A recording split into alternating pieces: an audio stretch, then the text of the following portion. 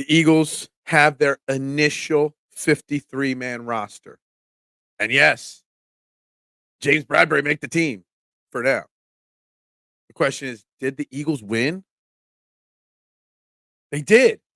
They got a little bit of a winning streak going. Back to having the best record in baseball. Trending the AM, taking all your thoughts and opinions on the Eagles roster, the Phillies winning streak, and everything else in 60 seconds.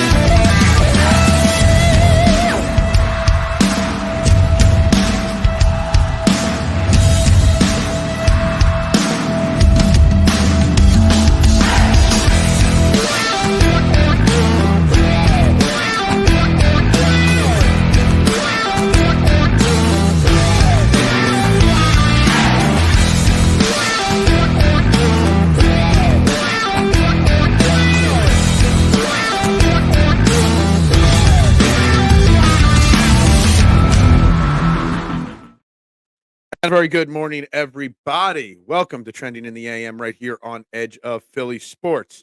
We're live, Facebook, YouTube, Twitter, Twitch, you know the drill. Wherever you're watching, on whatever platform you're watching, do what you can do to like, share, subscribe, retweet, follow.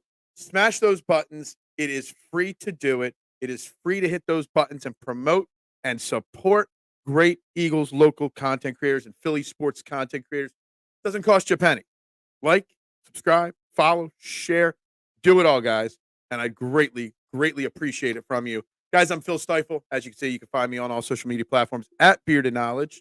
If I'm on it, that is how you find me. And guys, we got a jam-packed show today. It's been a fantastic week of shows, but we got Phillies on the agenda today.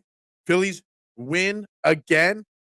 4-game winning streak against two very good teams. Unfortunately, Taijuan Walker goes tonight for the Phillies, or this afternoon for the Phillies. So we'll see if that win streak continues into tomorrow or not. And the Eagles officially finished their 53-man roster, their initial 53-man roster. Howie Roseman, Nick Sirianni spoke yesterday afternoon to the media. I gave that a listen, so I have as much information possible. Guys, I've got a Skip Bayless hot take rant of all rants to go on later in the show.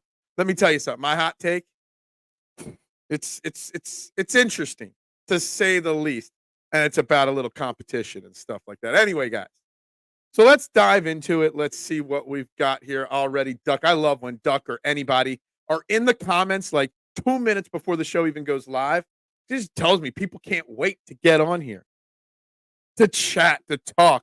And good morning to you, Duck. I hope you are well this morning.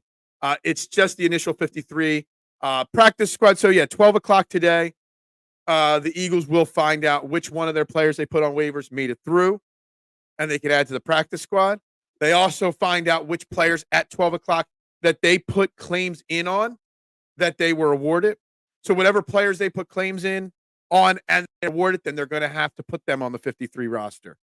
So if they put in claims on 4 guys and 3 of them are awarded to them, they're going to have to make 3 cuts today. So the roster as it stands today is not complete, obviously. But the roster as it is right now at 8 a.m. on Wednesday morning kind of tells you a little bit about the different things. It tells you what they think of the guys that they cut and the guys that they kept. It tells you based off of the distribution of those 53 spots, where they consider more important or where they consider deeper or whatnot. And it also tells you guys that they were concerned about that couldn't get through waivers. Because I think some of the guys that made the 53 initial roster weren't making it through the initial waiver wire claims and would have been lost to other teams. So I think while it's not a complete roster, and Howie Roseman was very, very open about it, about the uncertainty in the next 24 hours, and that, Howie doesn't look at it as a 53-man roster. He looks at it as a 70-man roster because of the practice squad, which that's just next level thinking, by the way. Howie Roseman, when he spoke yesterday, everything he said was so calculated and so smart. And I know there's people that are going to come on this show and crush Howie Roseman, as always. I was getting crushed for Howie Roseman comments yesterday on Twitter. It is what it is. But Howie Roseman has next level thinking when he's doing this kind of stuff. Yes, the question is, can the Phillies keep winning? Well, that's another whole question. Phillies won 5-0 last night. Cole Hamels. Why did I say Cole Hamels? Aaron Nola had a dominating 7 innings last night. Nick Castellanos, a big bomb, 3-run home run, couple manufactured runs. The bullpen guys were lights out in the 8th and 9th inning. Pretty simple 5-0 victory last night. I mean, it was pretty basic, pretty stress-free baseball last night for the Phillies, but can they keep this up? Now, they have a scheduled loss tonight with Taijuan Walker going again, and I don't know if you guys know, but Taijuan Walker's not a very good pitcher anymore. So the odds are not in our favor to win today. 4:00 game down at Citizens Bank Park. Really wish I did it. Today it's going to be hot, so maybe I don't want to go today. So you got that, and then we got the 4-game series with the Braves coming up starting tomorrow. So the question is, they probably won't win tonight, but then can they take maybe 3 or 4 against the Braves this weekend?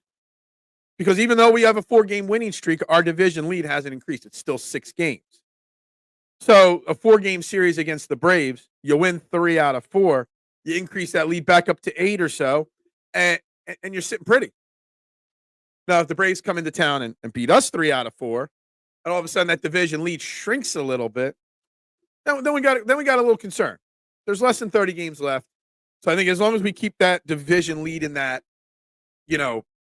4-ish or 6-ish game, we should be good to go. So there's lots there to get into. Good morning, Joe. How are you this morning? Hope you are well. So there are the things that we're talking about today. They're the early comments from Duck in the comments section there. We are talking pretty strictly here about those Eagles and the 53-man roster and that Phillies win last night. I mean, I think that Phillies win last night did a lot of good things. Actually, the last 2-3 wins did a lot of good things for the confidence of the Phillies. You had a big walk-off win 2 nights ago, big walk-off hit from Bryce Harper. Last night, just a comfortable, dominating performance from Aaron Nola. Those are the things teams can build off of. And I think the Phillies are trying to shake off that 6, 8, 10-week stretch of poor play. But it's not just shaking off. You got to shake it off. You got to start playing better. But you also have to build your own personal confidence up. And they're starting to do that. You're seeing more and more guys bust out of their slumps. Even Alec Boehm got a RBI hit last night. Nick Castellanos with a big hit. Nick Castellanos has been great, honestly, for 90% of the season so far. So it was a very important, good win for the Phillies last night. Little G, what is up? Good morning to you. 14-3. I don't know. We're getting closer and closer to my record prediction. Almost. Monday. So we got 2 more shows today and 2 more shows. And then the next show after that, Monday morning, I will give you my prediction. On a side note about the Eagles and their prediction, obviously week 1 in Brazil against the Green Bay Packers. I put it out on Twitter. I didn't get any responses from it. Does anybody that watches this show know anybody that's going to Brazil for the Eagles game, Eagles-Packers week 1 game? Because I really do want to get a firsthand account from some people that are going to be there. I really do want to know how this whole Brazil thing plays out for everybody, for the fans, what they're wearing, the excitement level, what the Brazilians think of it. I really want to get some firsthand accounts of what's going on out there. So if anybody knows anybody hopping a plane, getting their passport stamped down in Brazil, shoot me a message after the show, Facebook, Twitter, Instagram, wherever. Because I'd really like to get some personal, a personal connection with somebody that I could bring them on here. But anyway, so let's get into the Eagles 53-man roster a little bit here. Not aware of anyone going to Brazil. Sorry. Yeah, You know what? I thought I would put that out there on Twitter yesterday, and I thought I don't want to say my phone would have blown up with notifications, but I would have figured that somebody somewhere would have been like, "Yeah, I'm going down," and I would have gotten at least one or two, or someone would have tagged somebody that they knew.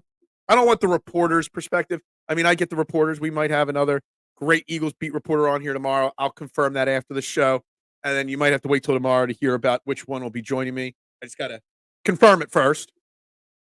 I can see you. See, eye contact. Eye contact, TMZ. I see you. See, the eyes are always open.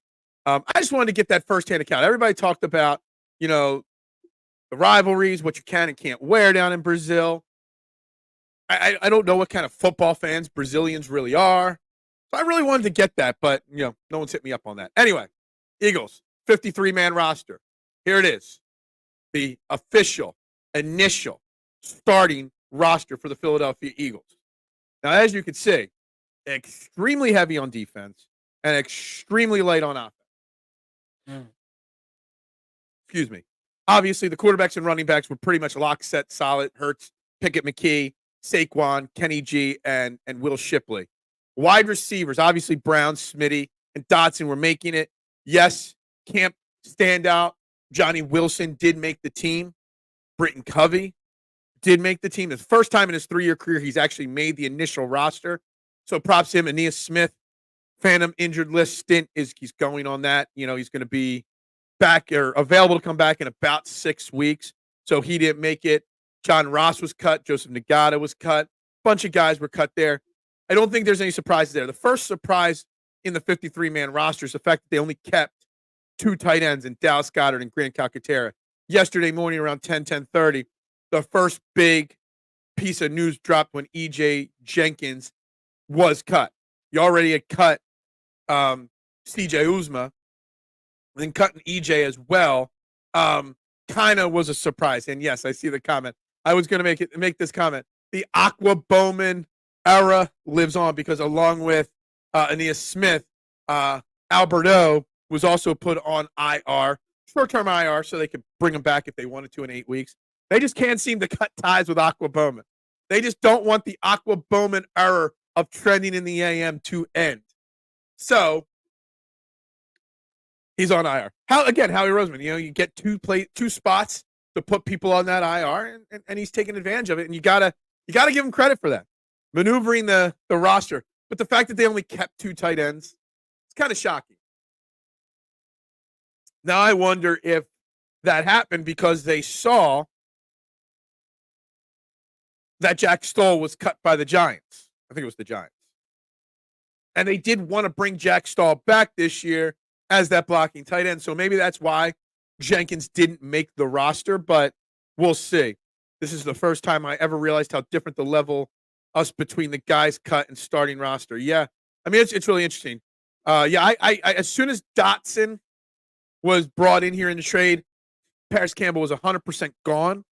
I didn't think he was a lock to make the team even without Dotson because you can't make the club from the tub, and he was hurt all camp. So Stoll may be coming back. I think that might have played a part into it. So there's a really good chance. There weren't many surprises, but tight end 2 was a surprise, or tight end 3 was a surprise. And there's one other surprise on offense I'll get into in a second. But wide receivers weren't surprising to me at all. Aqua was not cut. He was put on injured reserves, short-term injured reserves, so they could bring him back in 6 to 8 weeks because they just cannot seem to get away. I think E.J. Jenkins did enough to maybe make the roster, but did he really do enough? I don't know. That's the thing. I don't know if E.J. Jenkins did do enough to make the roster. He had some really nice plays and some nice moments, but he also missed out on a couple moments. So, it was the first surprise, but not shocking, so to say, in my opinion. Nope. Nobody, none wants old man Bradbury. Well, we'll get to defense in a second, but Bradbury did make the team, obviously. Why Aqua Bowman? He didn't show anything. Even when Dallas Goedert was hurt, he couldn't make it onto the field last year. So I don't get the fascination with Alberto. Fleece Commanders, Eagles roster cheating. Yeah, we cheat all the time. I love that. Do you guys give Carl Lawson a try? Probably not edge upgrade. We'll get into that when we get to the defense. No surprises anywhere. EJ Jenkins, what's up, Rick? Probably make it to practice squad. I agree. Johnny Wilson with his size and blocking ability. I agree with that. Spot on with your comments here. Johnny Wilson, if they don't get another tight end, can play that third blocking tight end role if he needs to. So there is that aspect of it. University of Buffalo football stinks. Who cares on the University of Buffalo? Some of you, your EOP brethrens, had Ben Van Sumeren cut. I tried telling them the coaches loved him. Yeah, Ben Van Sumeren could play tight end too. Because he was lined up as a tight end in one-on-one drills. But anyway, yeah, I was teetering on whether BVS was making the roster or not. I figured he would. I just didn't know if they were going to keep 5 linebackers. Not because he didn't earn the spot, just because of numbers crunches. I think because they went light at tight end, because they went light at offensive line, which we're going to get to here in a second, gave them the opportunity to keep that 5th linebacker, interior linebacker.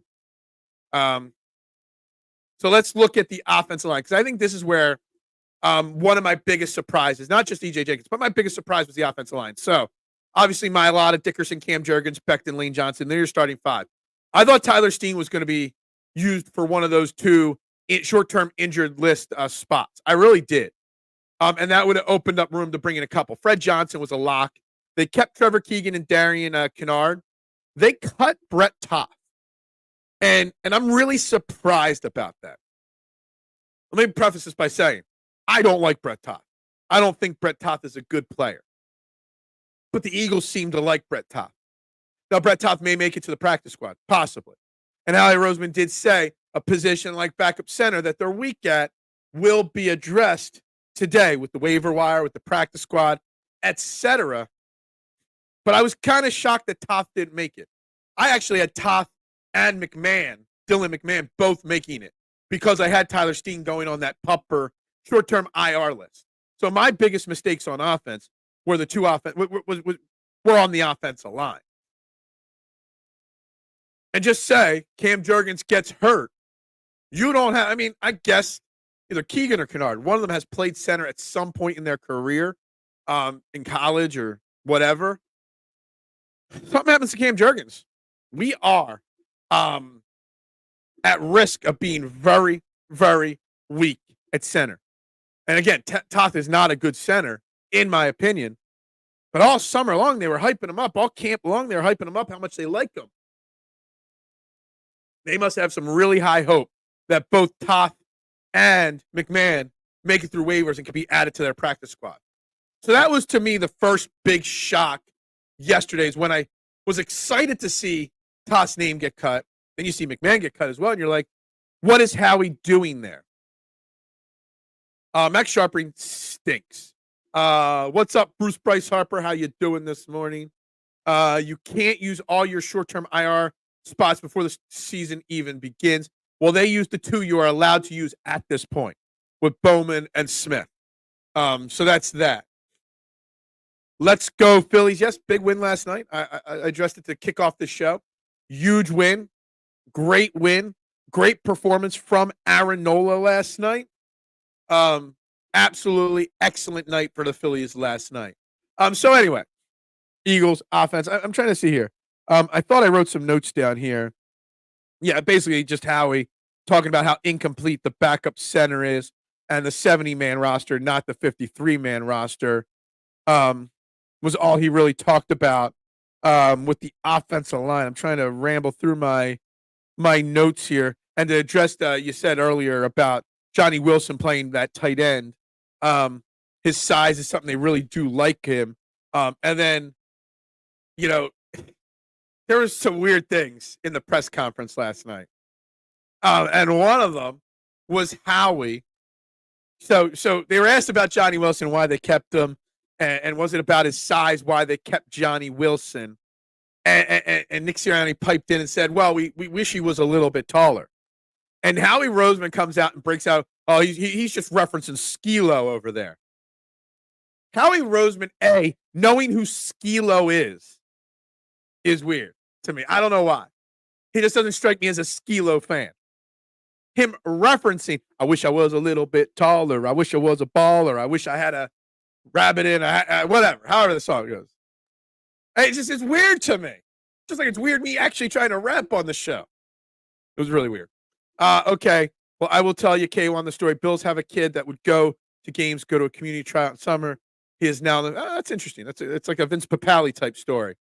Would have liked to see the Eagles take a backup center guard in the draft instead of Cooper DeJean. Well, I did want Jackson Powers Johnson at that spot. It did happen. Cooper DeJean will be loved in this city before long, Rick. So, yeah, I would have liked it, but he over-addressed a position that he really, really needed to. Did you guys get O-line ready? What you say? It's a work in progress is the key word with the offensive line. So, I mean, there's a lot to digest there. Again, like Howie said, it's not complete.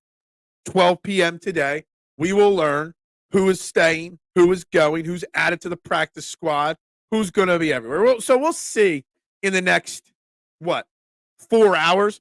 And tomorrow we'll have a better understanding. Tomorrow this graphic will be updated. I pulled this graphic from E.J. Smith, Eagles beat reporter, from his Twitter account. Great follow. Not the guy coming on the show tomorrow, potentially. But anyway, I'm sure a graphic like this will be updated tomorrow with the new options added to this team, what the practice squad looks like, etc. What's going on with Matt Milano? Who knows? Yeah. Howie going to fleece someone? Howie always fleeces someone at all times. All right, so let's look at the defense. First off, on the defensive tackle position, obviously, Jordan and Jalen and Milton were locks. Tupelodu was pretty much a lock. Moro Jomo was pretty much a lock. But five-time WCW champion Thomas Booker T made the roster, which I was really glad to see that. Now, if he gets a sack in a game, he better damn do a spin-a-rooney. If he doesn't, it's going to be a massive missed opportunity. So there was that edge rush. No surprises here. I had Patrick Johnson making the team. I didn't have Booker making the team. Again, a numbers crunch thing. But I also had two other offensive linemen and a tight end, and that's why. But I do think he deserved it. The edges, no surprise here. I thought Jalen Hunt was also a potential short-term IR type candidate, but I guess he is not as banged up as we believe. Obviously, as someone said earlier, yes, Ben Van Sumeren did make the linebacker group. White, Dean, Bond, Trott, and Sumeren. Oren Burke did not. He was cut, which was some were surprised there. The cornerback room, the big surprise was, kind of surprised, kind of not surprised, was that Eli Ricks was kept. We kind of thought that Eli Ricks was he was on the roster bubble there, but Slay, Q-Ball, Keeley, Cooper, Rogers, Maddox were all making the team. So Ricks making the team too and keeping that seventh cornerback was definitely a numbers crunch on some of the other positions on what they kept. Safety room, obviously, CJ, GJ, Reed made the team. They're your starters. James Bradbury and Tristan McCollum, both were guys that were on roster bubbles. McCollum making the team. And just the fact that McCollum, Booker, and who was the other one? Was it Kennard or Keegan? One of the offensive linemen were futures contracts. The Eagles and Howie talked about this. They really focused on future contracts versus undrafted free agents, and all three future guys did make the roster, which is great. Tristan McCollum is a guy that a lot of fans wanted to make this team that liked his game. So there's that. And James Bradbury making the team pisses a lot of people off. I get it. He's not beloved in this city, but it is what it is. He's an expensive cut to make. So we'll see. My thing, when I look at this roster and say they pick up two guys off the waiver wire, I'm thinking in my head, who's getting cut out of this group? It could be McCollum. It could be Bradbury. It could be Ricks. It could be Patrick Johnson or Booker. But just look at this. 3, 6, and 5 is 11, 10, 12, 13. I think it's 23 offense players. 3, 6, 9, 10, 11, 12, 13. 22 offensive players to 28 defensive players or 27 defensive players. It's kind of really imbalanced, the offense versus the defense on this initial 53-man roster. And I'm not saying it's a concern to me. It's just something that's surprising, considering Howie is such an offensive-minded person that he went so heavy defensively, player-wise, and light offensively. Maybe it's because we're so top-heavy, and as long as people stay healthy, you don't need those other guys. I don't know. Milano's injured. Now broke his arm. Okay, gotcha. Did not know that. Howie and Sirianni and the coaches are getting a bunch of names to try and get. Absolutely. For sure. I shamefully tell people you can't help club from tub you heard it here first, right? If Milano was not hurt, we would have the Bills Mafia, I believe, starting linebacker. It's him or Nicholas Morrow. Good luck with Nicholas Morrow. The best ability is availability. Absolutely. Absolutely. Bradbury was shopped. There were rumors of a potential trade almost with the Titans. I don't care what the Titans would have offered. I would have taken it probably. You still have to take that dead cap hit, though, if you trade him. And that's the problem. Howie, trying to keep that cap space as flexible as possible. And if you traded him to the Titans, even if you got a 6th or 7th round pick, you're still eating $15 million in salary cap. And Howie doesn't want to do that. And honestly, is it the worst case scenario keeping James Bradbury? It really isn't. I mean, Sidney Jones is still on the PUP list. He ain't going to be back till October. You need depth at a position. You can't go into the season with 2 or 3 safeties on your roster. You just can't. So it made sense. And he spoke about it, Howie. And what did he say? Where are my notes on him? James Bradbury. He's got high football IQ. He's got great football instincts. The transition is tough, but his versatility that it gives them. He didn't sound like somebody. Did I say, I have to jump down to the bottom. Did I say Sidney Jones? Oops. I was arguing with somebody on Twitter yesterday. That's probably why his name's in my mind. Sidney Brown is on the PUP list. I was arguing because someone was like, how bad Howie. I think I found Matty B's burner account telling me how much trash Howie Roseman is. And but I try to remind him for every bad pick, there's a good pick. But he drafted Sidney Jones. Sidney Jones, by the way, was not a bad draft pick. It was a first-round talent that was coming off an injury. It was a high-risk, high-reward pick. I was fine with it. I really have no problem with it even to this day. Light offense, you're the most loaded. We are loaded at the top of the offense. But if one of your starting offensive linemen go down, you got question marks. One of your tight ends go down, you got no backup tight end. It's very light on kept players. That is true. That is true, K1. And, Father Time's catching up to me for sure. Teams will have to choose who they will be light on coverage. They're going to cover wide receiver, tight end, running back, and quarterback are all weapons. We are loaded with weapons. And Howie addressed it yesterday, how top-heavy they are on contracts as well, and how some of the decisions to keep younger players and protect them is because you can't have all top-heavy guys. He talked about the contracts and where was it? I took notes on what he had said exactly. I can't find them. I thought I wrote it down. I don't know. Anyway, he definitely spoke about that a bit yesterday. Bradbury's top depth. He's going to start, however. He's not going to start. A lot of guys that are garbage starters are top-tier backups. Phil, I feel the Cowboys could challenge us this year, but I hope not. Look, I've already said it. I think the Cowboys are going to finish 3rd in the division. I think it's Eagles 1. I think it's Commanders 2. I think it's and Cowboys 3. And I know Nick Wrong on FS 300 said that the Cowboys are going to be 1, Washington's going to be 2, and the Eagles are going to be 3rd and miss the playoffs. He's just wrong, hence his name, Nick Wrong. I feel Howie has been amazing for the most part. Howie's had an excellent offseason. But you don't win the Super Bowl in the offseason. The team still has to produce on the field, and we will see how that goes. We are now, 9 days away till kickoff in Brazil, week 1. So against the Green Bay Packers, we'll see how that goes. Phil is keeping that roster up so we don't, you can't see the eye contact thing. Do you want me to take the roster down, K1?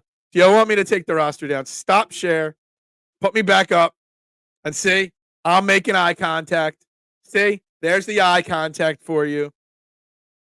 O-line depth is scaring me. We have the Howie quotes coming out today on all social media. Yeah, look, it is. But again, remind you, from his post presser yesterday, backup center, he said, is an incomplete position right now. And we do not have a 53-man roster. We have a 70-man roster. And I don't know if there's a GM in the league that knows how to maneuver the roster rules in the NFL better. IR, short-term IR, pup list, practice squad, elevated practice squad, all that stuff better than Howie Roseman does. It is just what it is. I mean, Howie Roseman is a master at that. Now, I am concerned. Where my concern is, now they cut some guys. Toth, McMahon, most notably, that could play backup center. And if you cut a guy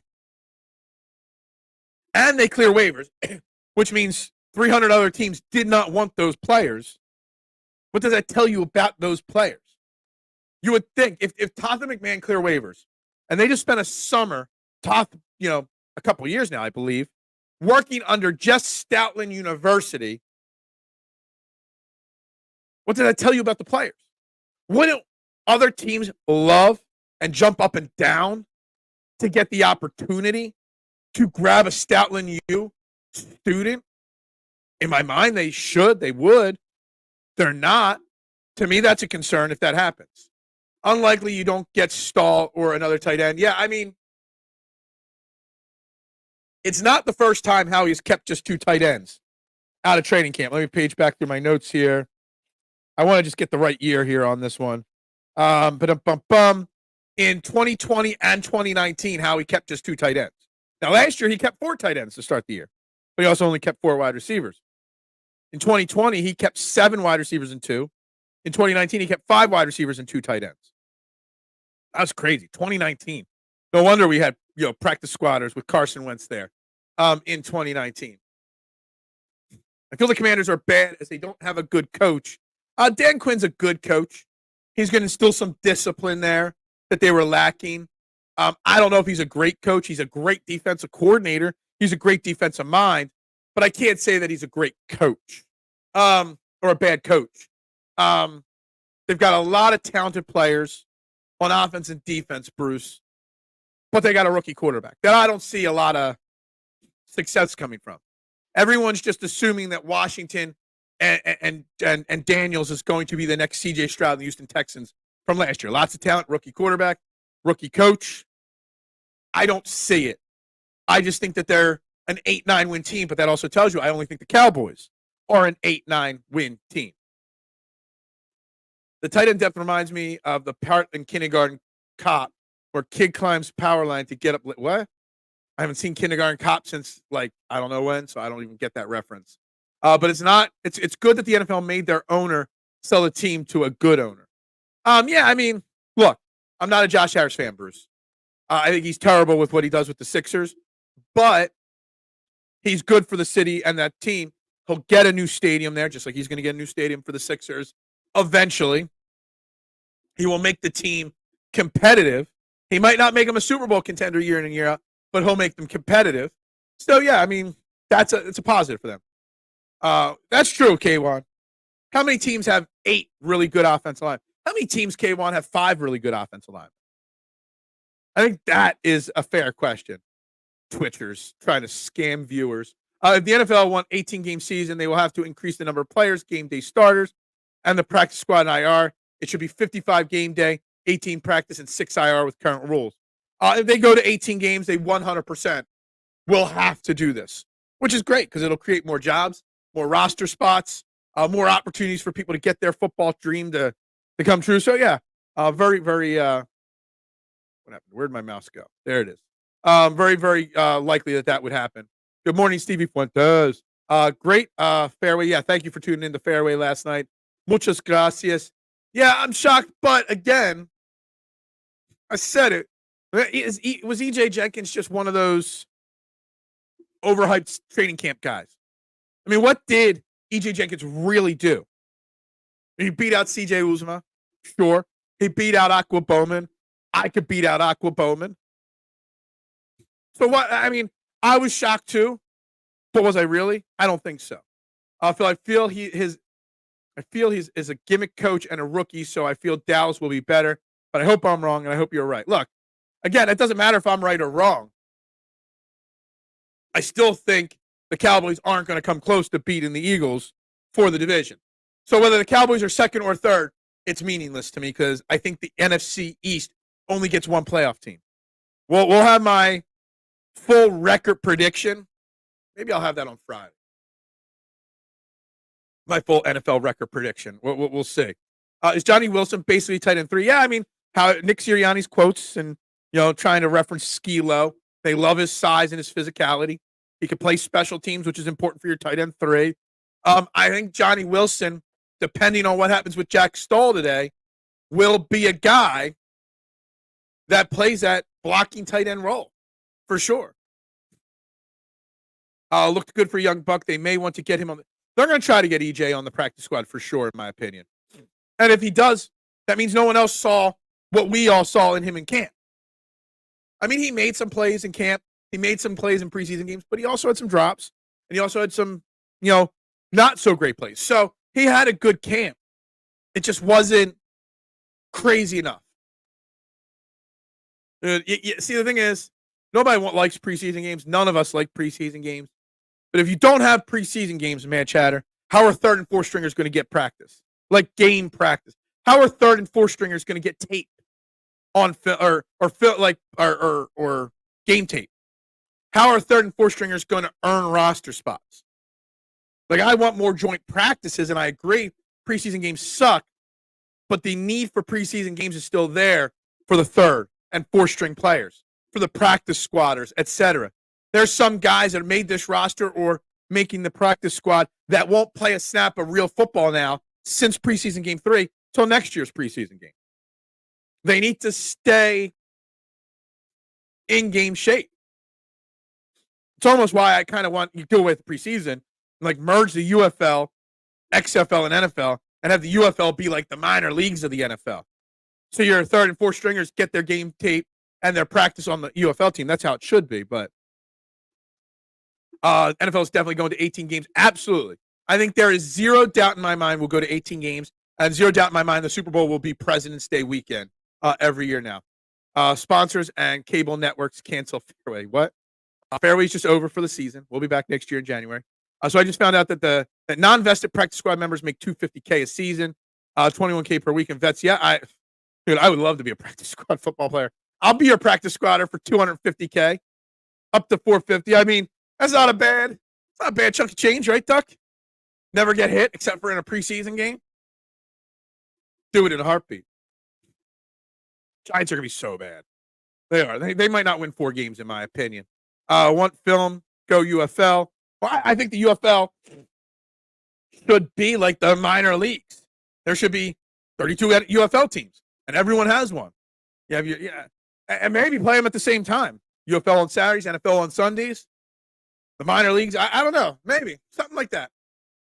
But they are very necessary. Yeah, exactly. You got to have the preseason games for those third stringers, those 4 stringers. Battlehawks are hiring, are they? Who cares? I want loose association. Well, I think there is a loose association. I don't track the UFL like UTMZ, so I am not sure what that loose association is. Remember, the players that sign UFL are let out of their contracts the second an NFL team signs them. That's true. That's a good loose association right there. You know who I have a great association with? SherryTickets.com. I was a little late on the graphic there. Great segue. Bad work on the graphics. SherryTickets.com, family owned and operated since 1986. The premier ticket organization there is online. Great prices, no hidden fees. Whether you need sports tickets to an Eagles game, you want to go to the Phillies game today, 4 o'clock. Well, you need concert tickets. I'm rocking my face-to-face tour 2002 Billy Joel Elton John shirt. Whether you need concert tickets, theater tickets, go to the best. Go to SherryTickets.com. The price you see when you go there and you find your tickets, that's the price you'll pay. And check this out. If you use special promo code EOP10 at checkout, you'll save an additional 10% off their already great prices. So why would you overpay with the rest? Save with the best. Sherry Tickets. Go to SherryTickets.com. It's funny. I was driving through, I guess, Chichester or wherever, was going to a fire hall to go to a party last Friday night, to a catered party, and I drove by driving down Naaman's Creek Road. I'm like, that is a Sherry ticket sign. I drove right past their office, their home headquarters. But yeah, rocking my Billy Joel 2002. I still have it. Face-to-face tour at well, now it's the Wells Fargo Center. What was the Wells Fargo Center called in 2002? Was it the Wachovia or the First Union in 2002? Who knows? Let's go through this here. Cowboys running back is Zeke, Rico Dowd, and Deuce Vaughn. Rico Dowd, fantasy sleeper of the year for anybody in fantasy football. Zeke is the lead, but Zeke ain't going to be the lead. Rico will be the guy. I guarantee you Rico ends up with more fantasy points than Zeke by the year end. They also were working out somebody the other day, I thought I heard. I don't know. Maybe it was Dalvin Cook. I don't know. Somebody like that. Who? What? Nobody cares about the UFL. Not right now. If I were practice squad, I'd go what Minshew did and get a trailer and sleep it in the NovaCare parking lot. Absolutely. I'm a minimalist. I could live in a tiny house, a camper, whatever. I can't because I got 4 dogs right now. But, theoretically, I mean, yeah, save all that money. And when your career ends, you're sitting on a boatload of cash. And I think Minshew sold his trailer. I think he upgraded it to like a Winnebago or something. I remember something that he upgraded. Storm Duck, however, who's Storm Duck? Nice. Have also been to face-to-face content. Yeah, I've seen Billy Joel and Elton John face-to-face, I don't know, 3-4 times. I've seen Billy Joel solo 6 times. I've never seen Elton John solo. That's something I would have liked to have done. But no. It was the FU Center. Yeah, the FU Center. I loved it. I mean, what name? God damn it. These springs, man. Eventually, I'm going to go back to holding a microphone here because this thing is getting in my way. Yeah. Wachovia, I think I was at that concert in Philly with my girlfriend at the time. I have a whole story about, I don't have a story from that one. I don't even remember who I went to in 2002.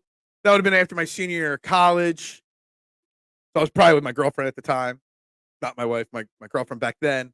Probably a bunch of our friends. It's probably who we went to. My college crew. The Domers, as we used to be called. Brian, yes. Andorn. If Brian's listening, shout out to the Andorn crew. Officer Smith. Only like 2 people know that. I don't have any stories from that one. I don't even really remember it other than it being an amazingly awesome concert. Wachovia was taken over after the banking issue of 08. Yeah. That's deep banking knowledge. We cannot let this pass under the rug today. John Kruk having a field day on Twitter while announcing the game last night. John Kruk is very active on Twitter while announcing Phillies games. He is. I've made jokes on Twitter, and he's commented on them. John Kruk needs to follow me, FYI. I want to follow back from John Kruk.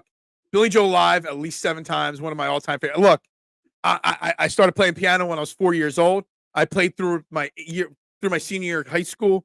I almost had a full scholarship for it for music in college. Had some wrist and hand problems and some nerve damage, so I had to give up playing. Billy Joel literally was my idol growing up. Still is this day. And I love the fact that the Billy Joel channel is on XM for an extended run. Normally it's 1 month every 4 months, but it's been 2 full months now. Love the Billy Joel channel. It's always on. Look, Brian is. See, I knew. If Brian was listening and I made an Officer Smith joke, Brian would comment. You guys don't need to know anything about Officer Smith other than Officer Smith. That's it. Just laugh. Come up with your own stories in your head. What Brian and I are having a side story or side conversation that nobody knows. Okay? That's all. Nobody, I might, hold on, let's see. Yeah, I haven't gotten a text message from him yet on that one, but no one will get that other than the 2 of us. Don't be like Castellanos. Make sure you walk every day and get your steps in. What did Castellanos say after the game? I see a ball I like, and I try to hit it as hard as I can. Not sure if Nick Castellanos' plate approach, Marshawn, with his post-game press conference comments are the best, but I love Nick Castellanos' personality. He's got a very similar personality to me, basically, and I don't give a bleepity bleep about what anybody says. I beat to my own drum. I do my own thing. And I really think Nicky Castellanos is like that, and that's who I am. Yeah, Kruk is great. Kruk is. I actually love. I know a lot of people don't like the Kruk and T-Mac, light way that they approach calling a baseball game, but I kind of enjoy it. I can watch the baseball and hear the banter going on. I kind of like it. I think T-Mac and John Kruk are different, but very similar for the old crowd of Harry Kalas and Whitey. Harry Kalas, great play-by-play guy, had a great connection with Whitey, and Whitey wouldn't make jokes like Kruk, but he had like this snarky attitude. Had no problem calling people out. I could just see Whitey in the booth with his bottle of Jack Daniels and his cigar, calling a baseball game with Harry K. back in the 80s. Kruk was replied to me during like the fact that he is calling a baseball game on TV and responding to fans on Twitter, not during the commercial breaks, in the middle of innings. Who knew? Who knows? Okay, now I'm intrigued with nope. You will never get. Honestly, the Officer Smith joke is not even that funny. It's just two college kids, really immature. Officer Smith was female, FYI. Two college kids that were extremely immature. She was just a rent-a-cop, basically, just so you know. Kruk replying last night to a tweet with no clue what a baddie he is had me rolling. I didn't see that. Baseball talk in August. Well, it's been fun. We're talking baseball. We're talking announcers. We're talking football. We're talking it all, man, Chatter. Officer Smith is Phil's Officer Krupke. Kept on interfering when they were practicing modern jazz ballet dance in the parking lot. That is not what Officer Smith was, but kind of. Yeah, but we'll save it. Bring it up on a slow sports day. I mean, today, I've got a really great, for those that missed the opening monologue, I've got a rant of all rants for the Skip Payless hot take of the day. I'll do that at the top of the hour. I'll get into my Skip Payless hot take then. And I'm just gonna tear into them. But Officer Smith is a story for another day. I'll let you guys continue to be intrigued and come up with your own stories of what Officer Smith did to Brian and I, or didn't do, or what we tried to do. Anyway, no, not get into that.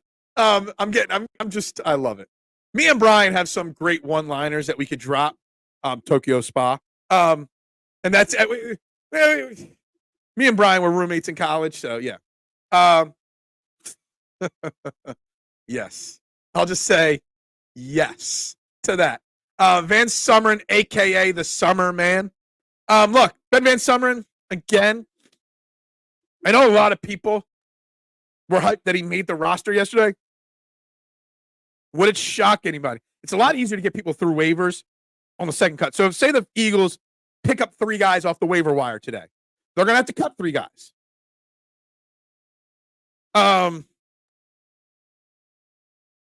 Is Ben Van Summeren one of the guys that they could cut? Because maybe he gets through waivers the second round of them, and then he gets put on the practice squad. Maybe. I don't know. I don't know. Should get a room. Well, we lived together, so we had one. We play golf together every single October at a charity event too. It's the one time a year I actually get to see Brian in person, and we it's my wife gags because it's just like buddy time for one day. Phil be watching too many LimeWire videos, dude. I crashed so many gateway computers in college, downloading shit off of LimeWire and the original Napster. I'm old, so it's the original Napster. LimeWire came around after college, but I crashed a lot of gateway computers doing that. He did in college. Exactly. Spring Break 2000. I think it was Spring Break 2000. We got some stories from that one. We talked about this the other day. I made literally the other day, Marshawn, at least 12 different Psycho Sid references.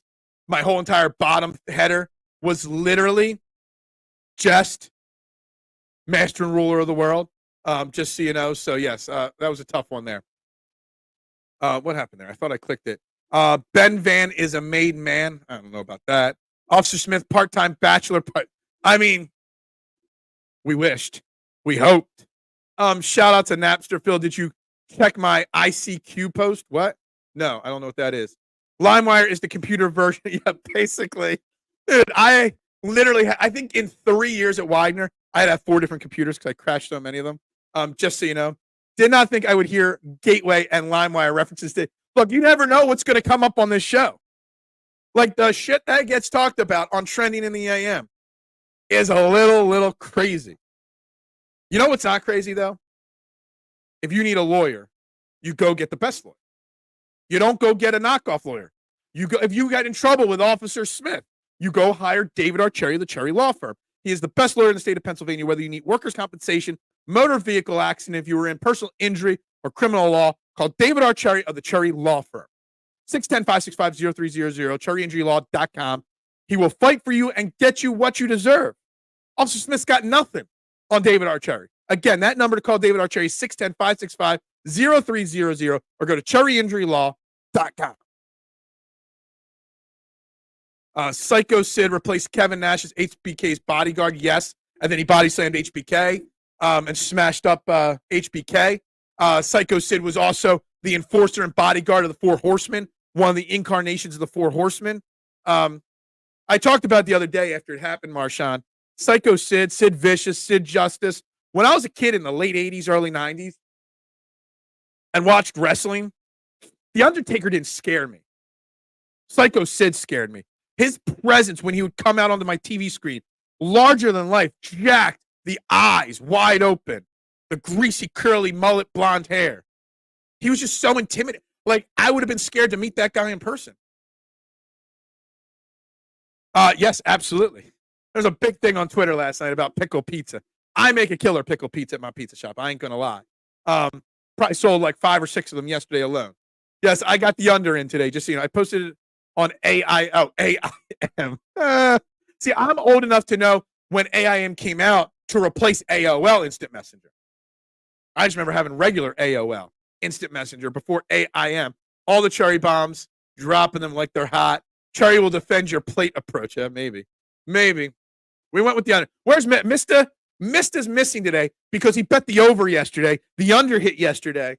So he's literally broken living on the street and had to turn his electric off. So Mista can't watch today. So that's that. He did turn on HBK. Former WWE owner really had it tight for his chair. Absolutely did. Pickle Pizza's rule. Absolutely. So we've touched on Gateway today, computers, LimeWire, Napster, Pickle Pizzas today. And we're not even an hour into the show. It's insane what happens when you get going here. Pickle Pizza. Look, so you got to have a pickle pizza. We put a little garlic butter down, our mozzarella cheese, a little dry dill weed on top, layer it with pickles, more cheese on top of it, serve it with a lot of places will squeeze the ranch on top.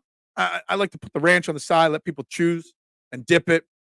At 9, Phil's practice squad predictions. No, that is not what my at 9 o'clock rant is going to be about, just so you know. The EOP people will. Who remembers Kazoo? What? Obviously, I don't know what Kazoa is. Well, it was an app, not an app, a website, right? I forget. I tried to get a kindergarten cop referred going. You tried. But literally like 3 people in the history of the universe has ever seen kindergarten cop in the last 20 years. So no one got it. It went right over the head. I remember it maybe, but I don't remember it. Like I'm saying the word in my mind and I'm like trying to remember it, but no. Ranch should be a dipping sauce. If the garlic and pickles isn't good, slapping ranch on it isn't going to exactly. You got to have good dill pickles. You got to put that dill weed on top as well to give that extra flavor. Put a little garlic butter on it. The ranch is extra. You know what I mean? Not necessary, but it's good. It's not a dog. What? Kazoo came after Napster just before LimeWire. Okay. So I definitely use Napster, and I definitely use LimeWire. I never used Kazoo. So, not sure. Another music sharing tool. Gotcha. That's what. Wasn't there a TV, like a game show? Didn't they try to use the word Kazoo for a game show too? I want to say there was a Kazoo game show. Maybe. Sharing, yeah. Would have cost you another couple of gateways. Probably. I still have my CD book, a collection of CDs from when I was collecting CDs. And there are still 4 CDs of burned songs that I got off of Napster and LimeWire. I probably could go to jail for that if somebody caught that. There are a lot of burned CDs in that book still. Yes. stealing. Officer Smith would be trying to arrest me for stealing off a Napster or Kazoo or whatever. Chicken Bacon Ranch is a great pizza option at times. Absolutely. We make a great chicken rancher pizza at my pizza shop for sure. You got to have bacon on it for sure. Anyone who put bad files in LimeWire, exactly. Screw you. If you were the one that I got, you know what? Yeah, it's so funny. I don't even remember what song it was. Worse than the bad files, the viruses on LimeWire or Napster were the people that uploaded songs, their own songs. But I remember one time that I tried to download a Dave Matthews song. I don't even remember what song it was. And it downloaded. You had to wait 16 hours for it to download. And then you go to click play, and it was some jazz band or something like that. Like, I don't understand it. Like, why? Like that pissed me off more than the viruses. Kazoo. I can't see the letters, so I don't know. But Kazoo sounds way funnier. Okay, whatever. I don't even remember the damn reference. Criticize me all you want. I downloaded Notorious Big Hypnotized. I probably did too. What the heck is that, Brian? Oh man, probably a reference that I don't even remember from college. That was Satellite, duh. And it was freaking Nickelback. Downloaded a Dave Matthews song, but it turned out I don't think Nickelback was around in like 2000. Okay, they might have been. Is the DJ not talking over the song? It ain't LimeWire legit. Oh my God, memories, guys. Metallica spiked it. Yeah, is that what it is? Oh man, guys. One other great sponsor that we have on this show before I go on my rant of the day. PhillySportsTrips.com, the premier travel organization there is out there. If you want to travel to support your favorite Philadelphia sports team, you go to PhillySportsTrips.com. You sign up. You mention EOP and trending in the AM. Obviously, the trip to Brazil in 9 days sold out. Unfortunately, actually, if you book this trip, you leave in 2 days because it's a week-long trip. Anyway, to anybody that's going on this PhillySportsTrips.com trip to Brazil, I'd love to talk to you. Find somebody going on this Philly Sports Trips and send me their contact. I'd love to get them on this show to recap their trip to Brazil. I really, really would have so much fun doing that interview. Anybody out there knows somebody, send them my way. But since you're not doing that, you can also do Takeover in Tampa, the Takeover in New York for Saquon Barkley's return to the Meadowlands. Obviously, the horror flick of the century, bus trip to Baltimore in December, and of course, FU Dallas Week, November 10th, the debut of season 5 of Yellowstone as well. We're going to whoop Dallas's ass on November 10th, and I'm going to watch Yellowstone's premiere. Guys, it's going to be a fantastic day. Go to PhillySportsTrips.com, sign up, mention EOP. You will not be disappointed. Let's see here. Got a few more comments, and then it's rant time. Bring it back. Who thinks Stahl is? Yeah, let's bring it all back full circle. I don't know if he's going on the practice squad. He might just go on the regular roster, but they'll try to practice squad him. They'll probably try to protect him. Then we'll see how it plays out. Jack Stoll, I guarantee you they put in a claim on him, but I'm sure other teams put on a claim on him as well. Wow, just did the math. MLB season 162 playoffs. If full series played 22 games, definitely a long season. Not counting spring training games, which is exactly 29 games. Players would get burnt out. Yeah, it's interesting. It is a long season. It is. Ain't having all his file stealing nonsense. Yeah. The band that used to sing Silver Dollar. How about the owner? I can get Vince.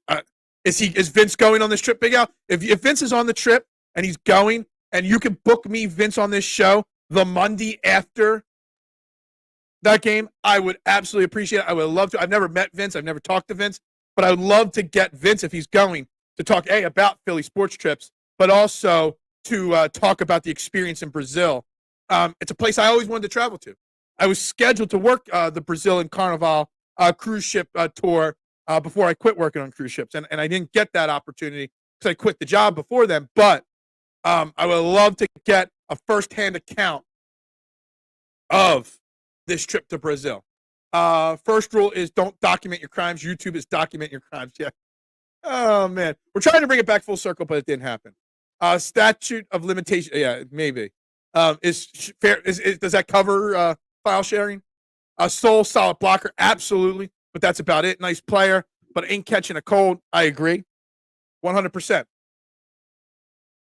It all comes down to whether Stoll's brought in or not, whether they keep Jenkins on the practice squad or not, Rick. Honestly, if Stoll's going on the practice squad, you might as well just put Jenkins on the practice squad, honestly. If Dallas Goedert stays healthy, which is a huge if because he never does it, Rick, then your third tight end is meaningless. Johnny Wilson can block.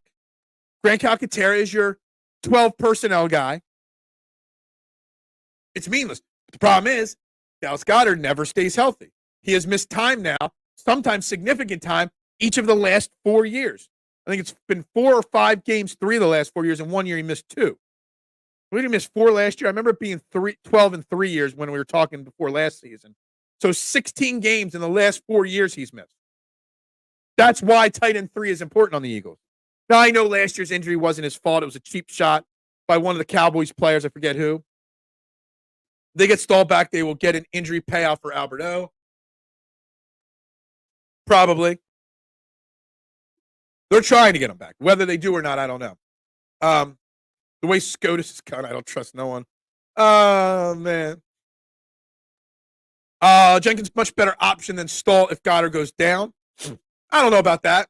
Calcaterra would take over Goddard's spot in the lineup. Jenkins is just younger. We know what Stoll is. Stoll has hit his ceiling. Stoll has peaked as an NFL player. All right, he's not going to do anything great. He's not going to do anything bad. Jenkins is younger, still ascending, still growing. You know, I don't know if they'll give Calcaterra a second contract after his rookie deal. So if they don't, maybe Jenkins takes over that tight end 2 role next season.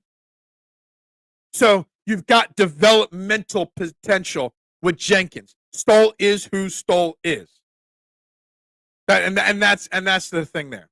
All right, guys, it's time. You're watching Trending the AM right here on Edge of Philly Sports. Please, wherever you're watching, Facebook, YouTube, Twitter, Twitch, hit the like button, the share button, the subscribe or follow button, the retweet, share button. Smash all those buttons. It is free to support a local content creator. All right, so it's time. I'll get back to the comments in a few minutes here, but it is time for my Skip Payless hot take of the day. All right, and it's not really a hot take as much of a rant, as much of a off-camera FU. So I've been trying to get a pretty big name, hard to get guest on this show for about 4 weeks now, okay? And he actually responded to me, and we've been back and forth on a potential date. And it's a guy that used to be the #1 rated drive time radio host on the top radio sports talk channel in Philadelphia, WIP, John Marks. And I've been watching and following John Marks' career since him and Sean Brace did Wake and Bake on Saturday mornings on 97.5 The Fanatic. I've been supporting and following him for a long time, a very good guy. So he said, we'll see about a date. And the second time I messaged him, he said, check back in 2 weeks when I announce my new gig. And then maybe I come on your show and promote the gig. I'm like, okay. Then I reached out again. He's like, well, this week was first week of school, so maybe next week we could do it. And then, of course, PHLY, the Philadelphia division of All City Sports, which is supposed to be an alternative, but it's just turned into being another WIP,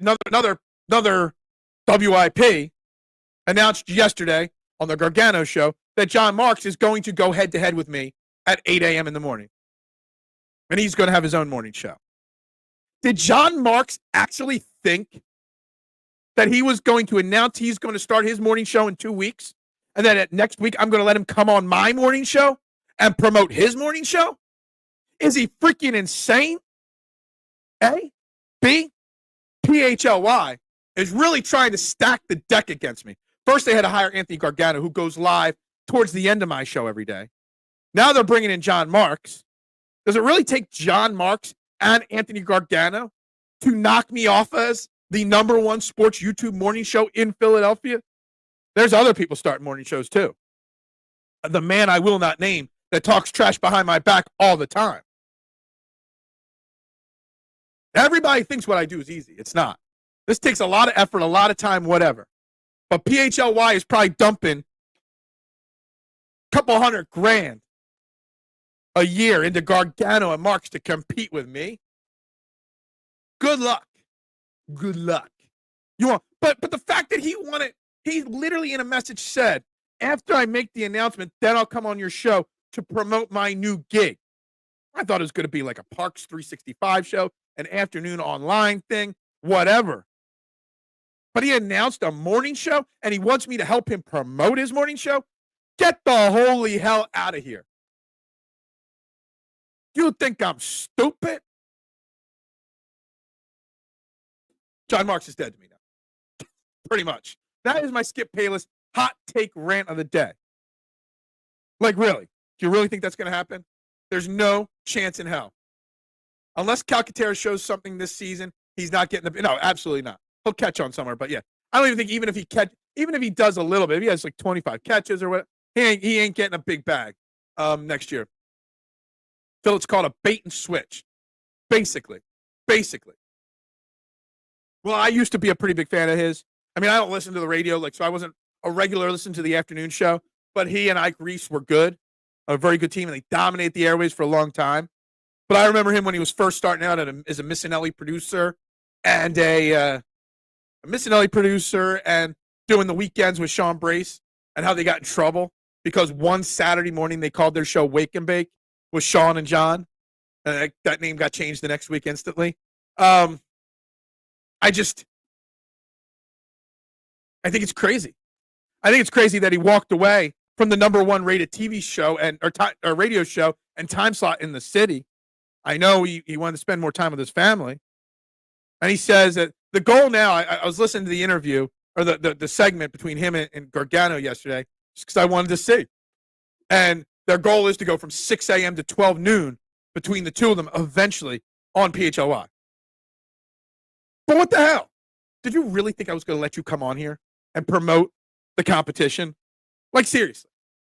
There's 100 podcasters out there. But I'm not going to let you come on and promote a morning show that's going to go head-to-head with me and try to steal my viewers. You are nuts for even considering that. You come for me, you better not miss it. Damn straight, Duck. Damn straight. And there's a lot of YouTubers and content creators and small-timers, small peas in the pod like me. And everybody tries to do a morning show. Then they end up going to 3 days a week, then 1 day a week, and then it disappears. I'm the only one with no life that we're literally do this every day. Look, we leave for Mexico 2 weeks from Saturday. My laptop and not the whole setup, but I'll be live from Mexico in 2.5 weeks doing Eagles pregame and Eagles postgame wrap-ups on Trending in the AM for week 2 game against the Falcons, Monday Night Football. Nobody has the dedication to it like I do. But they all think they can. And look, John Marks, they got a lot of money at PHLY. All cities talking about how much money they're making. Jacob did the same thing. Jacob was supposed to be the new alternative to sports talk radio. They just became the same thing, and they're going broke like sports talk radio. PHLY, All City, claims to be a different, but they're just bringing in all the radio guys anyway. So whatever. But I still can't get over the fact that he tried to get me to let him come on here to promote his show. I'll never ask him to come on as guest. Brian, better be. I might need a lawyer. I might need. I won't call David Archeri when I need to sue John Marks. I'll call Dan Giordano, Esquire. Another little inside joke between Brian and I. Anyway, that was my rant of the day. I'm not going to give him and John Marks any more time or any more airplay. I'd rather bitch and moan about Nick Wrong or Skip Payless or Dan Sillyman than that. But I really thought it was pretty insane the way that conversation went between the two of us. And just kind of crazy that he thought that was okay. Like, I really do. But anyway, we're done. We're moved on. Let's get back to talking Eagles. Let's get back to talking Phillies and whatnot. Worst by far, D-Gun just lies. And D-Gun fell far from his perch once he went to Jacob and turned into what they want. And yes, and Cilio, exactly. Basically. Man, a lot of horse having been losing their heads recently.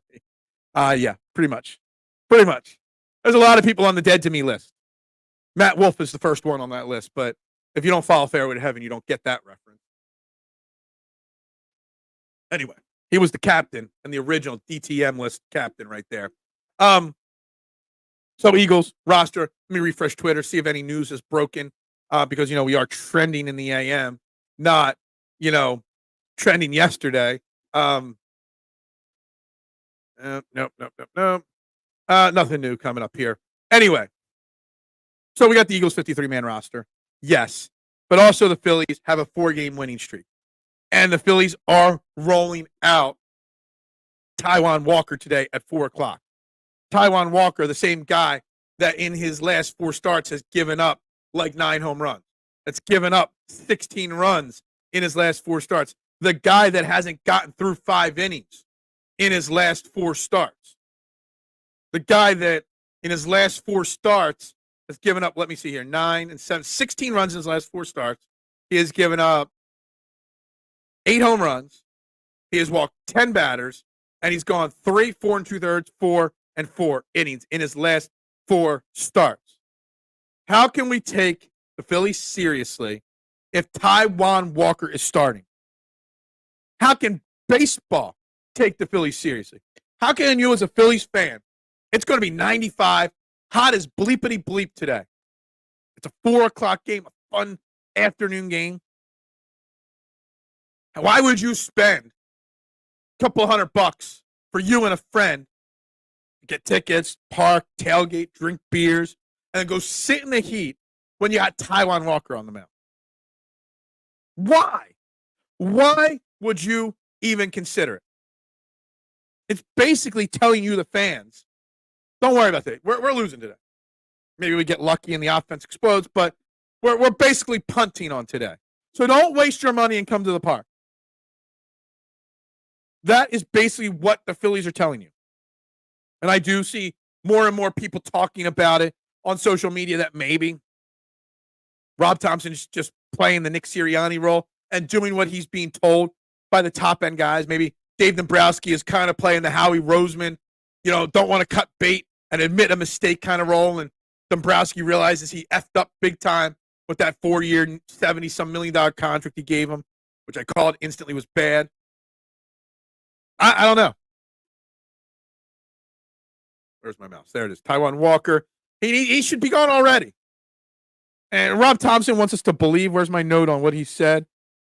He wants us to believe his comments. My Taijuan Walker comment must have been a couple days ago. Where is it here? He deserves, because of his track record, he deserves another shot. It's the biggest load of baloney I've ever seen or heard. I understand they gave him a bad contract, but time to cut your losses. Absolutely. It's not like we gave him 4 starts and we're eating 3.5 years of contract. You still got 2 years left on it. I get it. But John Middleton doesn't mind spending stupid money. You cannot have Taijuan Walker on this team anymore. You just can't. I saw somebody say to me on Twitter, well, the Phillies are just waiting till post-September 1st to cut him, because then no team that picks him up can put him on their playoff roster. And the Phillies are worried about Taijuan Walker on another team's playoff roster. That is the biggest, dumbest thing I've heard. Literally, I've heard some dumb shit, including John Marks, over the last couple of weeks of doing stuff. That is the dumbest thing I've ever heard. Jacob was decent midday show until they had Brandon Brooks on. Other than that, it was meh. I got tired of their morning show. Yeah, they basically just brought in reach. Like I was expecting, and this is not me trying to say I wish Jacob or PHLY gave me a job, because they would have more money. They would have plenty of money and a bigger whatever. Anyway, that's not what I'm saying. I don't want to sound like a bitter person. Because look, I will say, before I joined DOP, I did reach out to some brands with big budgets, trying to, you shoot your shot, you go for the biggest and whatnot. And, I don't want to sound like the grumpy, grumpy person or anything like that, but there's supposed to be an alternative, which is giving the young, and I talked about this on Jason Lee's podcast 2 weeks ago when we were talking about Mikey Miss being back or Howard Eskin keeping his job, that there's a lot of great young up-and-comers that have very small roles on radio stations, great content creators. I can name 20, 30 people that deserve jobs, but they just keep bringing in the same old cranky old people that have been retreaded all over, that bounce back and forth from all the different stations. They could have been an alternative, but they just turned into the same. I would love to see the attendance at Citizens Bank Park when Walker pitches. Yeah, absolutely. I would love to see those numbers. Someone statistician-wise do some work for me for tomorrow. I meant when they had Brandon Brooks. I knew what you meant. I got you. I got you. Brandon Brooks is pretty good. I do like Brandon Brooks. It's deflating to the rest of the team when Walker goes out there. Like, yeah, if you're Bryce Harper, like, today you better hit for the cycle, hit 3 grand slams, because if the offense doesn't put up 8 runs, you ain't winning today. 0 chance. Yeah, when I was a kid, I was a big WIP guy. I've been telling them to hire Shane Haff's fantastic. Shane Haff should be a regular feature on a major media network. They're calling guy. Shane Haff should be an Eagles. I mean, Shane Haff can't be a beat reporter. Let's see, live in Tennessee or Nashville or something like that. But you know what I'm getting at. Shane Haff should be part of WIP. Absolutely. Or one of these sites. Young up and comer. Absolutely. And I do give credit. And I don't know if he's still doing it now because it's not in his bio anymore. But my man El Parcero was given a chance to be the producer for the Gargano show for PHLY. He also does union coverage for them. Give the great up-and-comers that have been grinding for the last 5-10 years, building a reputation, a chance. Let Deebs be one of these stations, draft experts. But no, they just keep rehashing. Sean McMullen and Carr and, whatnot. Whatever. Back to the Phillies. Back to Eagles. Back to Philadelphia sports. What else is in my notes today? Oh, back on the Phillies. I meant to mention it yesterday. I forgot. And then, he put out a post on his social media account, which the translation really didn't really give too much, but whatever. I really, really want to make sure we're all thinking of Jose Alvarado. When he was told, when he was put on the restricted leave list for the Phillies the other day, we just thought maybe it was he didn't want to accept the demotion or whatnot. But based off of his social media post on Instagram yesterday, there might be something seriously wrong in Jose Alvarado's personal life. And I really, truly hope whatever he's going through, he gets over it and comes out on the other side even better. Rob Thomson did say last night they do hope Alvarado will be back with the Phillies at some point. But whatever he was going through might explain some of the struggles he's been going through this year in the last month or so of the season. And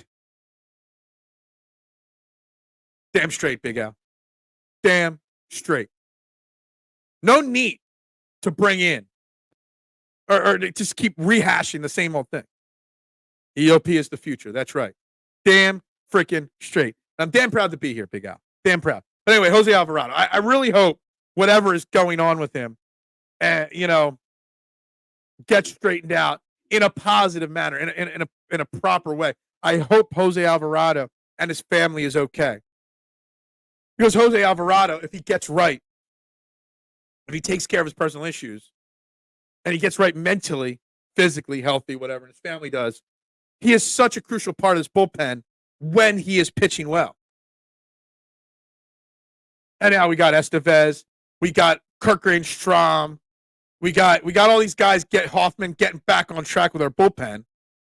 Even Tanner Burke.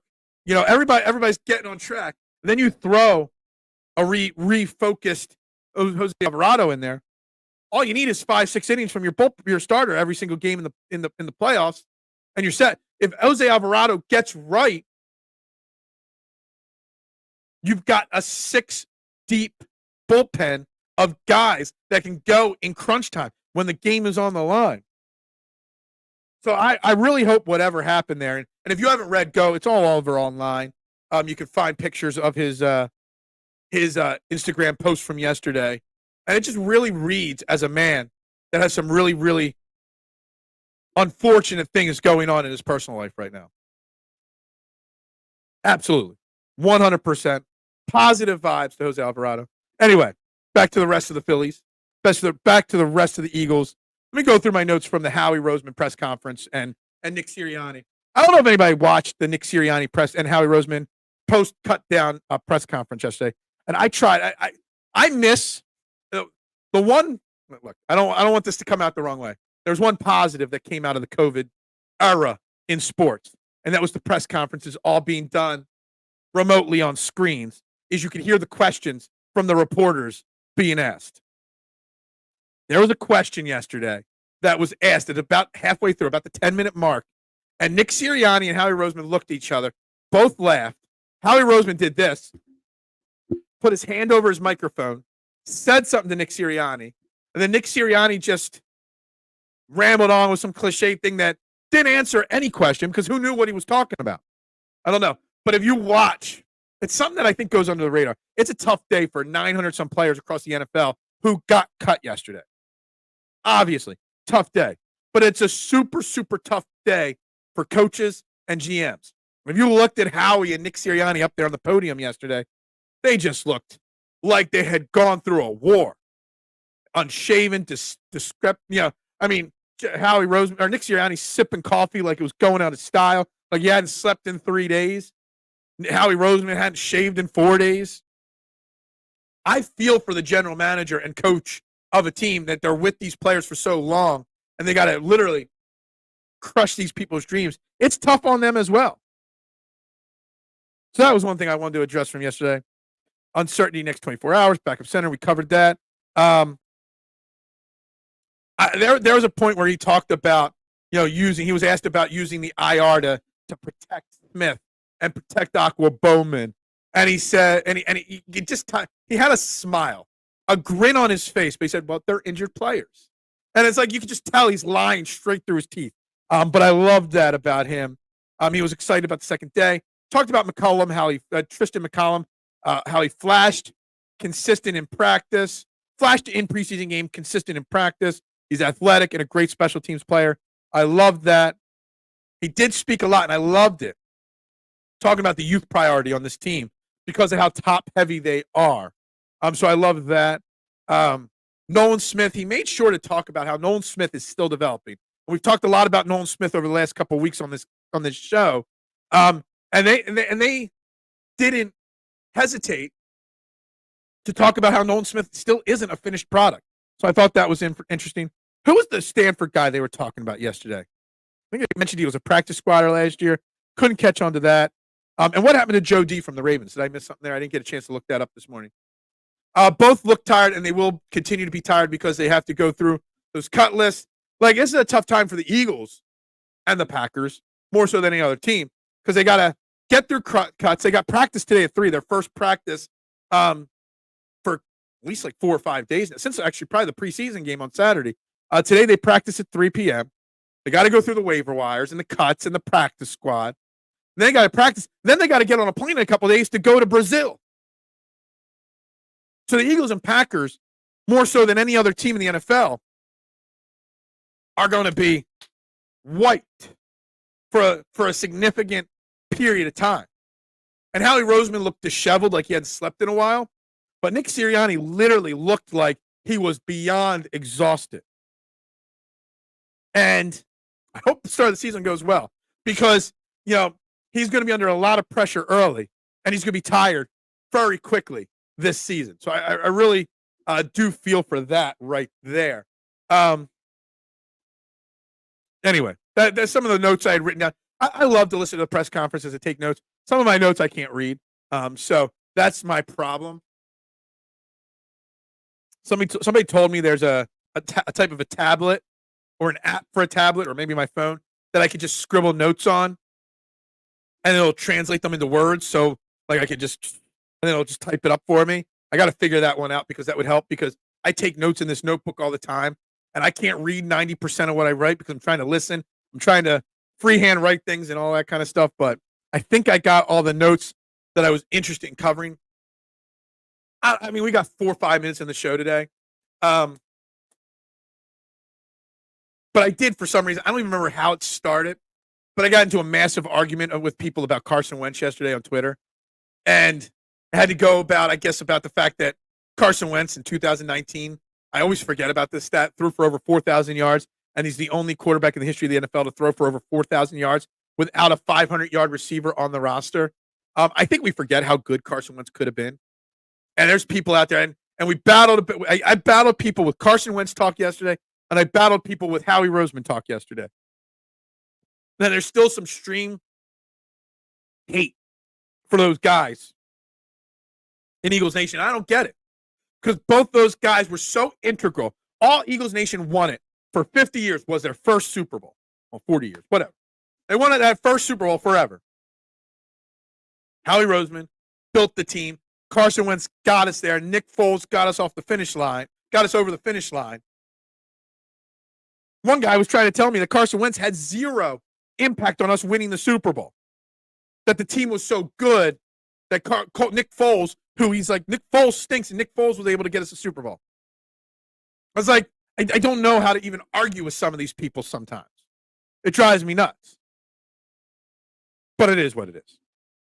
Anyway, what are we going to talk about tomorrow? And I got to text the guy in about an hour and double check because he had to wait to get his what times he was going to be at the Eagles NovaCare complex tomorrow and stuff like that. The media schedule he was waiting on. So I will text him today. We may have Ed Kratz from Sports Illustrated on tomorrow talking about this Eagles roster, cut down day, whatever waiver wires they add today. I will talk if he's free tomorrow. He will be on tomorrow at about 8:30. So we'll get his opinion. But we've got a couple things I want to talk about this as we wrap up this week and get started next week. Next week will be Eagles-Packers preview, my record preview. We'll talk X's and O's. We're back into regular season mode next week, previewing, reviewing games and stuff like that. But we'll continue keeping the Eagles talk into it and stuff like that. But anyway, we'll talk about that. But, it was a stupid comment made, but it got me thinking. I think it was a WIP a comment. Are the Eagles closer to making the Super Bowl, or what is more likely? The Eagles making the Super Bowl or the Eagles missing the playoffs? And it really got me thinking. So I don't know if they're a lock to make the Super Bowl. Are they closer to making the Super Bowl or missing the playoffs? I don't know. I think it's an interesting question. I think it's something that we got to discuss. I think I will bring it into the conversation tomorrow. And we'll see how that goes. We'll obviously talk about whatever disaster Taijuan Walker presents to us tomorrow. But with that being said, guys, it's time to wrap this shebang up.